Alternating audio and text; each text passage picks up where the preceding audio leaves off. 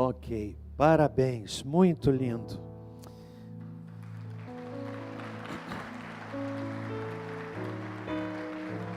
Quem aqui tem filho jovem? Levanta a mão. Você tem prazer de ver a sua igreja investindo para os jovens? Sim ou não?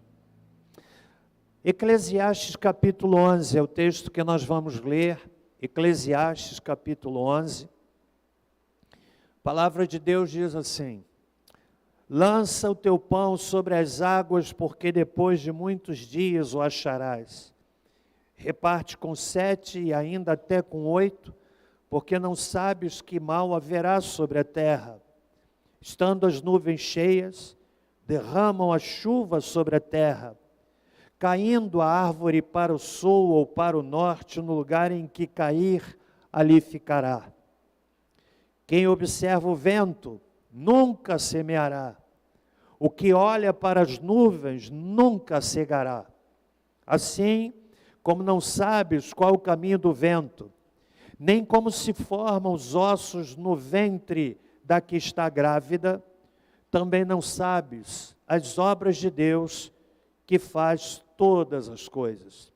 Pela manhã semeia a tua semente, e à tarde não retires a tua mão, pois não sabes qual prosperará, se esta, se aquela, ou se ambas igualmente serão boas. A luz é suave e agradável é ver o sol. Ainda que o homem viva muitos anos, regozije-se em todos eles, mas deve lembrar-se dos dias das trevas, pois serão muitos. Tudo o que sucede é vaidade. Alegra-te, jovem, na tua juventude, e recreie-se o teu coração nos dias da tua mocidade. Anda pelos caminhos do teu coração e pela vista dos teus olhos, mas sabe que por todas estas coisas te trará Deus a juízo. Afasta, pois, a ira do teu coração e remove da tua carne o mal, pois a juventude e o vigor são vaidade.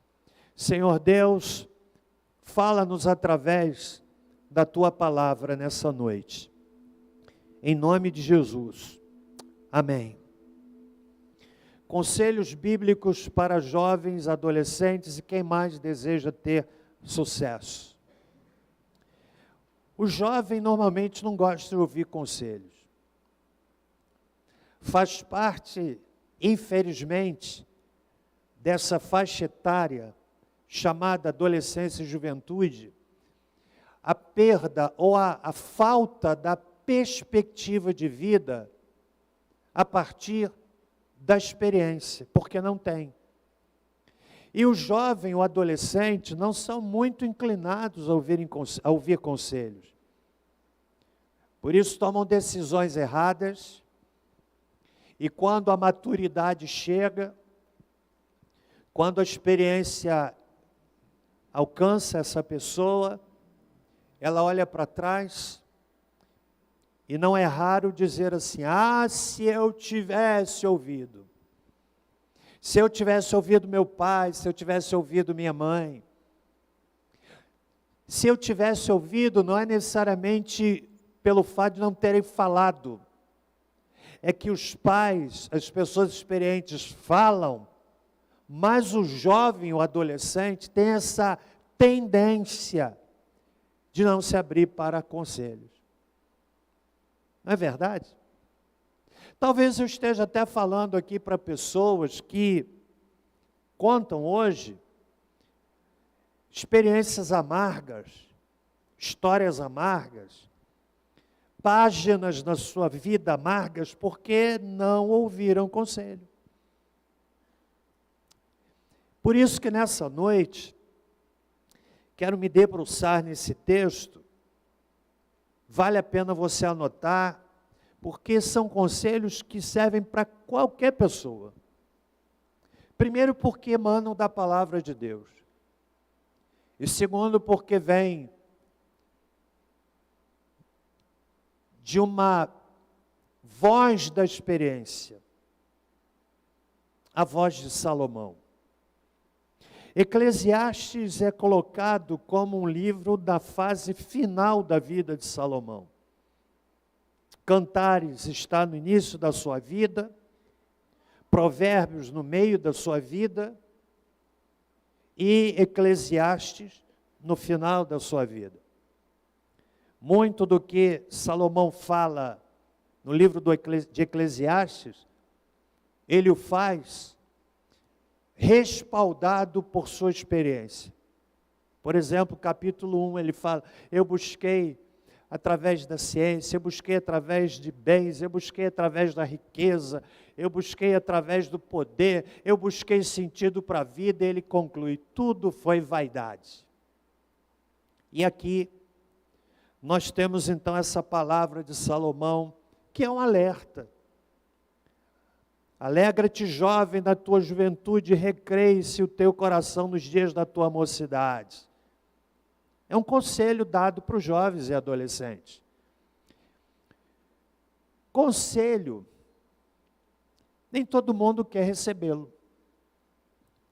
Mas aqueles que humildemente se inclinam para ouvir os conselhos da palavra de Deus, com certeza haverão de alcançar benefício na sua vida. A história nos mostra a realidade de pessoas que se constituíram em expoentes no seu tempo, ainda sendo jovens. Blaise Pascal, por exemplo, escreveu uma grande obra com 16 anos. Faleceu com 37 anos de idade. Alexandre, o Grande, conquistou o mundo com a idade de 23 anos. Isaac Newton tinha 24 anos quando formulou a lei da gravidade. João Calvino tinha 21 anos quando se uniu à Reforma. E com 27 anos escreveu as Institutas da Religião Cristã, que tem influenciado o pensamento teológico reformado no mundo. Poderia falar de Jonathan Edwards, aquele homem que pregou pecadores perdidos nas mãos de um Deus irado.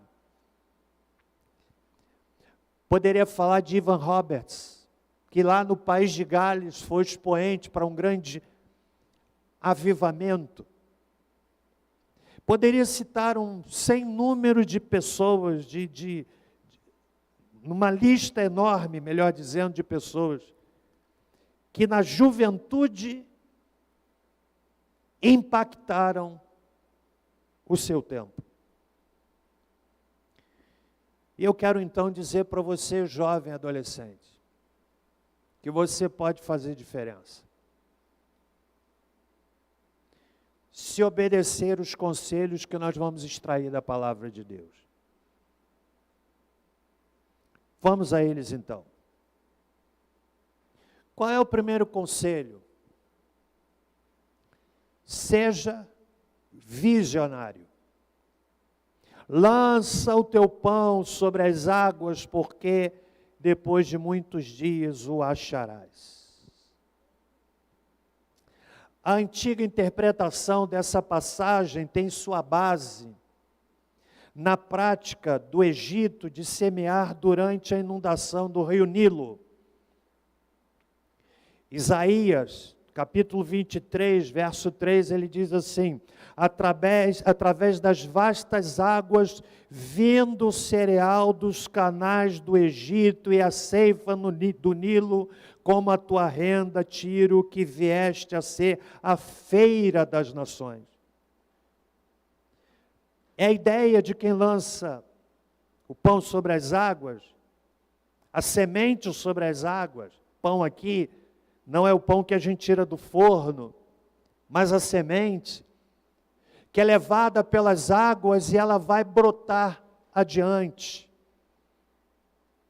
John MacArthur estimado escritor e pastor batista americano, ele interpreta este versículo dizendo, abre aspas, dê um passo adiante na vida, calculando com sabedoria, como um fazendeiro que lança sua semente no solo úmido ou lodoso e espera que ela cresça. Seja visionário. Olhe para além do seu tempo. Olhe para o futuro. Tenha expectativa e tenha perspectiva. Olhe para o futuro. Veja você daqui a 10 anos. Imagine-se daqui a 20 anos. E isso faz uma pessoa se tornar visionária.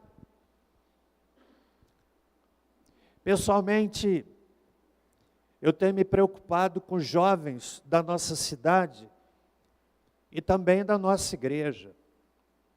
Quantos jovens da nossa comunidade que estão conquistando, que estão avançando. Nós vamos ouvir alguns testemunhos aqui ao longo desse mês. E qual a intenção quando a gente conversou no sentido de trazer esses testemunhos para semear visão no coração do jovem? Porque há muitos que não estão tendo visão de futuro, estão circunscrevendo as suas vidas diante da tela do computador, jogando videogame até de madrugada. Não tem visão. Não tem perspectiva de futuro. Qual é o futuro de uma pessoa que não tem visão, que não lança a sua semente sobre as águas? Seja visionário. Projete-se daqui a 20 anos o que você pretende ser. Eu gosto de pessoas que têm projetos de vida, que se imaginam e dizem, eu vou chegar lá, e aprendem que o eu vou chegar lá não acontece automaticamente. Há exigência de esforço, de renúncia, de estar debruçado nos livros, de estar diante de Deus em oração. Ninguém que conquista grandes posições o faz sem que antes houvesse um dedicado e um exaustivo tempo de renúncia. Compreende? Você quer ter sucesso? Dê um passo adiante, como diz John MacArthur. Lança o teu pão sobre as águas. A sua semente, ela vai frutificar adiante. Você planta hoje a semente, e dependendo da semente que você plantar, é o fruto que há de ser colhido. Quantos jovens são dominados por um vitimismo? Eu venho de uma família pobre, eu venho de uma família que não tem recursos, e ficam reféns desse vitimismo, e não percebem que podem dar uma guinada nas suas vidas, lançando pão sobre as águas, sendo visionários. Compreendem? Eu tenho alguns amigos que, um deles, por exemplo, um amigo querido, não sei se está me ouvindo, lá de Campos, querido irmão Elias Sader. Nós nos conhecemos no tempo da nossa juventude, lá na Igreja Batista do Fonseca, em Niterói. Ao tempo em que eu já consagrado ao ministério e ele fazendo direito. Nos conhecemos. Sempre dedicado. E hoje, juiz de direito, lá na cidade de Campos. Empenho, dedicação, visão. Compreende, jovem? Fuja do vitimismo. Seja visionário. Saia da frente do computador, meu amigo. Ou pelo menos que seja um designer. O que é que você pretende alcançar? Não, porque eu gosto de jogar na internet. É, amigo. 5 anos depois, aquele seu amigo que gostava de jogar na internet, mas ele gostava mais é de estudar. Aí ele vai prosperando. Seja visionário. Meus irmãos, eu acho que eu já poderia parar o sermão aqui. Se você sair daqui, moço, incomodado, se você sair daqui hoje assim desconfortável, já terá valido a pena. Mas há outros conselhos. Amém, gente? Posso seguir? Sim ou não? Segundo lugar, seja e pratique a generosidade. No versículo 2, reparte com 7 e ainda até com 8, porque não sabes que mal haverá sobre a terra. Ser visionário é bom, mas o visionário precisa aprender a ser generoso. Você sabe qual é o binômio praticado pelos homens que têm obtido grande sucesso? O binômio conquistar e contribuir. Observem os grandes milionários, bilionários americanos, que conquistaram muito, muitos deles, mantendo uma vida absolutamente simples. Eu li, por exemplo, de um bilionário americano que mantém o mesmo carro antigo e investe uma expressiva parcela da sua riqueza em causas sociais. Você deve conhecer Bill Gates, Warren Buffett e outros. Porque o binômio é este: conquistar, mas contribuir.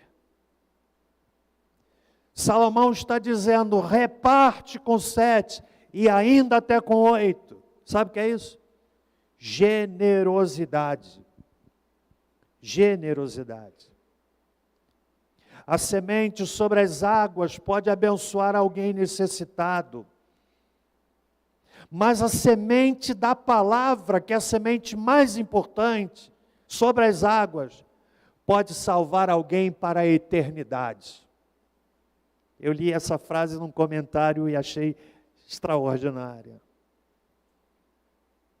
Meus irmãos, senhoras e senhores, prezado jovem, não se desculpe pelo bem que você já fez, do bem que você ainda precisa fazer.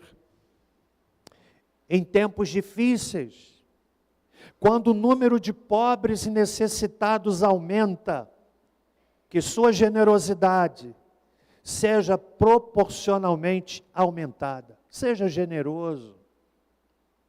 Há bênção na generosidade. Nós vamos retornar agora, terça-feira, ao trabalho da ação social da nossa igreja. E eu posso falar com muita segurança.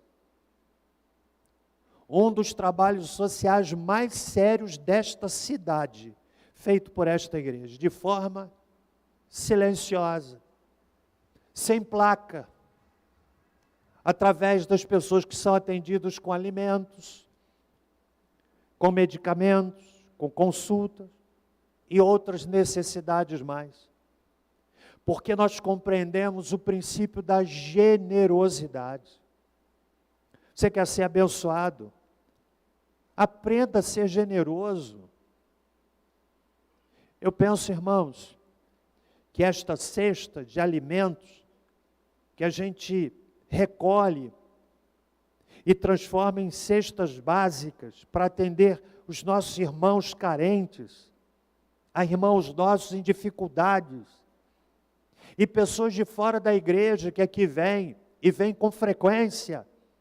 Eu penso que nós deveríamos ter, pelo menos todo primeiro domingo do mês, esta cesta transbordando de alimentos, porque não há uma só pessoa nesta comunidade tão carente que não possa ajudar. E é muito lindo ver alguns irmãos ajudados de forma silenciosa, discreta pela ação social, que quando não precisam mais, elas dizem assim, olha, eu não preciso, agora eu quero ajudar, agora eu quero contribuir. E eu fico muito feliz porque esta pessoa entendeu o princípio da generosidade. Compreende? Aqueles que prosperam na sua vida material, entenda, na vida do crente, a bênção material é para ser recebida não como o mar morto que só recebe, mas é para ser generoso como o Rio Jordão que transborda.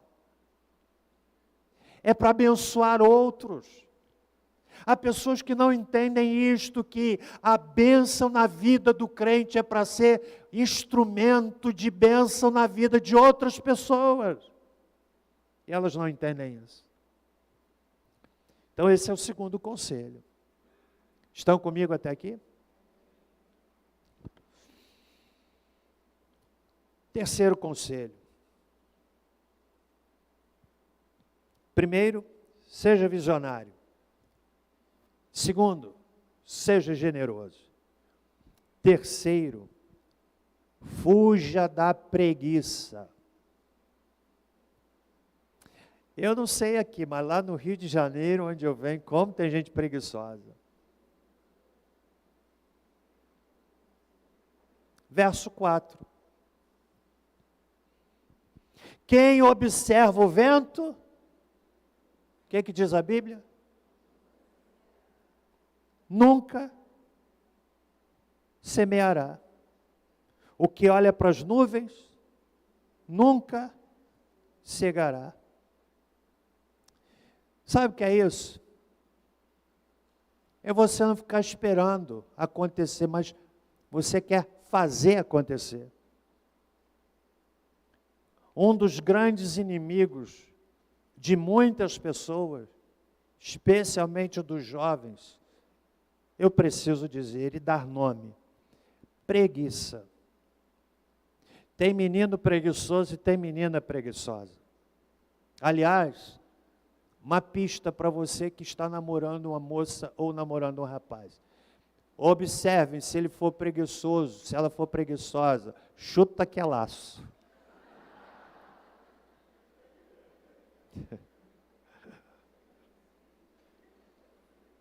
Se você, eu vou falar, você namora uma moça preguiçosa, você vai ter uma casa bagunçada.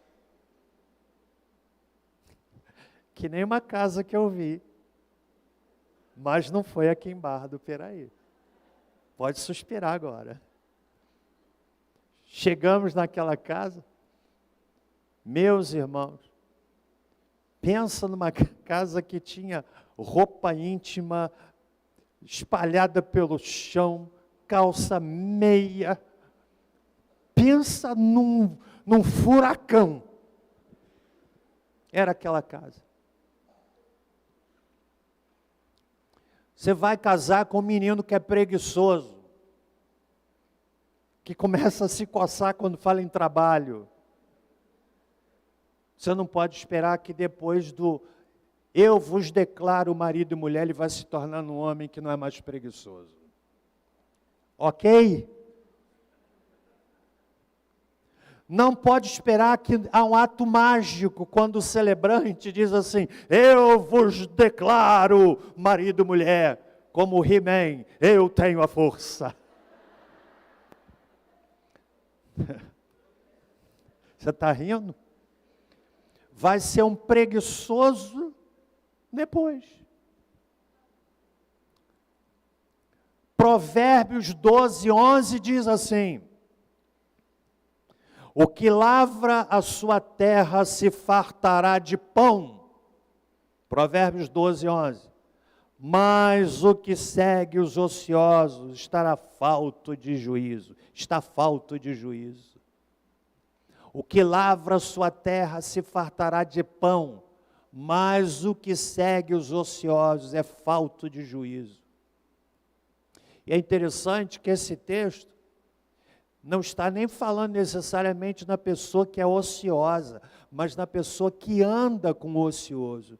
E há uma coisa básica aí, sabe o que é isso? É o princípio da influência. Influência.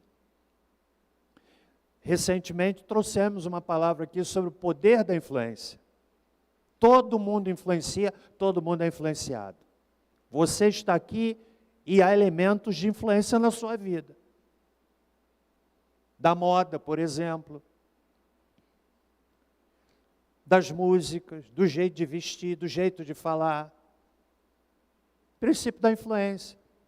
E quem anda com o ocioso, a tendência é se tornar o quê? Se tornar o quê? Agora, quem anda com um camarada trabalhador? Pensa bem. Camarada que é visionário, que é uma máquina, que ama a Deus. Escolha com quem você quer andar, porque você escolhe quem você deseja que lhe influencie. Simples assim. Os antigos diziam: dize-me com quem andas, fuja da preguiça. Até aqui no terceiro conselho? Posso seguir? Quantos estão comigo até aqui? São 50 conselhos, irmãos. Nada disso. Quarto conselho que eu posso extrair desse texto de Salomão. Seja previdente. Plante com abundância para colher no futuro. Verso 6. Pela manhã semeia a tua semente, e à tarde não retires a tua mão, pois não sabes qual prosperará, se esta, se aquela, ou se ambas igualmente serão boas. É melhor semear pela manhã, enquanto se é jovem, pois a tarde da velhice chegará com certeza. Vou repetir. É bom semear pela manhã da juventude, porque a tarde do envelhecer, a tarde da velhice chega para todo mundo. E quantos não são previdentes? Não são previdentes. Não são equilibrados. São consumidores viciados. Compram o que não precisam para pagar com dinheiro que não têm. E agora então com o chamado Pix,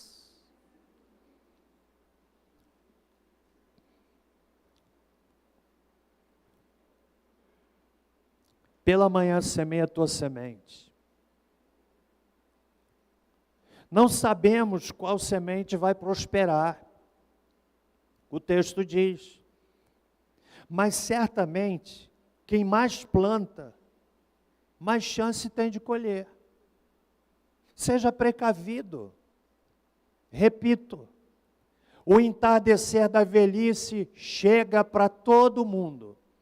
E pior, chega levando vigor físico. E o indivíduo quer, mas não pode. Porque quando podia, não quis. Entendeu? Sexto lugar, ou quinto lugar. Comigo até aqui, irmãos. Em quinto lugar, qual é o conselho que Salomão dá para os jovens adolescentes e servem para todos nós aqui? Quais são os conselhos? Prepare-se para a eternidade. Versículo 9.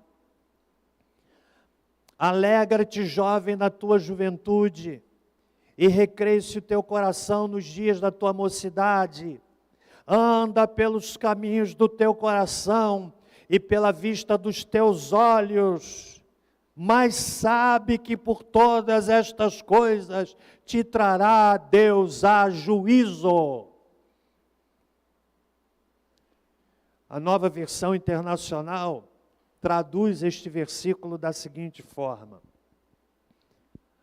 alegre-se, jovem, na sua mocidade. Seja feliz o seu coração nos dias da sua juventude.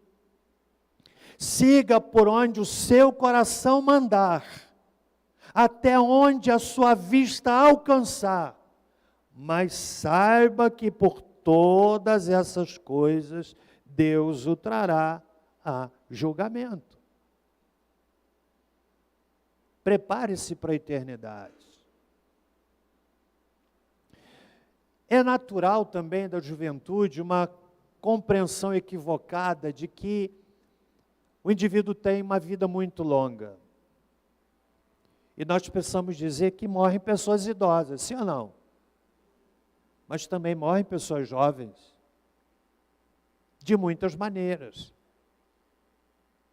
E o que Salomão está dizendo para você e para mim, sobretudo você jovem e adolescente, vocês que me ouvem nessa noite, ele está nos dando um conselho no sentido de nos prepararmos para a eternidade. Um dia você vai prestar contas a Deus. Isso é inevitável, intransferível. E esse conselho precisa ser ouvido. Prepare-se para a eternidade. Você está preparado para a eternidade? Você está preparado? Se Deus lhe convocar hoje à sua presença, está preparado? Você, amigo, irmão querido que é membro dessa igreja, de fato, será que você está preparado? Ou essa verdade para você não é tão importante? É verdade que muitas vezes nós temos perdido a perspectiva de eternidade, a perspectiva, sobretudo, de eternidade sem Deus. Prepare-se para a eternidade. E em último lugar, conselhos de Salomão. Saiba que a vida é curta. Versículo 10. Afasta, pois, a ira do teu coração, remove da tua carne o mal, pois a juventude e o vigor são vaidade. A expressão vaidade que é vazio. Afaste do coração a ansiedade e acabe com o sofrimento do seu corpo, pois a juventude e o vigor são passageiros. São passageiros. A vida é curta. Você que é pai, talvez você olhe para o seu filho hoje já casado e pense assim, gente, ainda ontem ele era um bebezinho. Hoje é um homem feito, uma mulher feita. Você tem esse sentimento? Quem é que tem esse sentimento?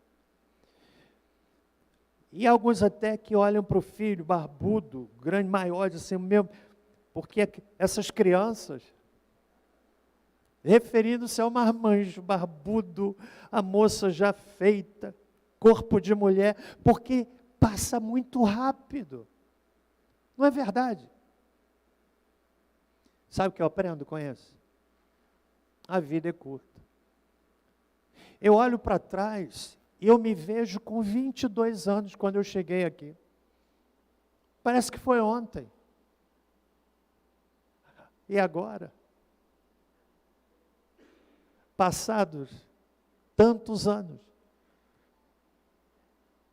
Parece que foi ontem. Porque a vida é curta. Aí chega um momento que a gente passa a ter mais passado do que futuro. É o meu caso. Eu tenho mais passado do que futuro. Não há mínima chance de o meu passado se igualar ao meu futuro. Ou seja, eu não vou chegar a ter 132 anos, dobrando a minha idade. Mais passado do que futuro. É como se a gente estivesse caminhando assim, tentando até segurar, sendo empurrado. Ei, mas você está no mesmo caminho que eu, sendo empurrado assim, ó. Aí a gente quer que esteja bem distante. A vida é curta, amigo. A vida é curta. Eu quero concluir essa palavra dessa noite fazendo uma referência a Jonathan Edwards. Ele foi um pregador, um pastor congregacional. Viveu no século XVIII. E é considerado pelos historiadores um dos maiores teólogos e pensadores da história nos Estados Unidos. Ele foi não somente um dos instrumentos do primeiro grande avivamento ocorrido lá naquele país, mas ele foi também um dos maiores estudiosos e intérpretes do avivamento nos Estados Unidos. E Jonathan Edwards tomou 5 decisões quando jovem e viveu observando-as fielmente. Eu vou citar para você quais foram as 5 decisões que ele tomou. Primeiro, viver intensamente. Ou seja, não desvalorizar a sua vida. Segundo, nunca perder um momento, mas aproveitá-lo da maneira mais útil que lhe fosse possível. Viver intensamente e não perder um momento, mas aproveitá-lo da melhor forma para o que fosse mais útil. Ele tomou essa decisão quando jovem. Terceiro lugar, nunca fazer algo desprezível nem ter pensamentos depreciativos sobre alguém. Ele tomou essa decisão. Fazer coisa alguma desprezível, nada vergonhoso, e não ter pensamentos depreciativos acerca dos outros. Quarto lugar, quarta decisão que Jonathan tomou: nunca fazer algo movido por vingança. Quantas pessoas são movidas pela vingança? Ele colocou no seu coração esse propósito: nunca fazer algo movido por vingança. E a última decisão que ele tomou foi a seguinte: nunca fazer algo que temeria fazer se fosse a última hora da sua vida. Nunca fazer algo que temeria fazer se fosse a última hora da sua vida. Essas 5 resoluções, Jonathan assentou no seu coração. E hoje, nós podemos olhar para aquele baluarte de fé, um jovem que no seu tempo impactou vidas. E para além do seu tempo, as pregações de Jonathan, ainda hoje, geram impacto no coração de muitas pessoas. Deus nos abençoe. Vamos ficar em pé.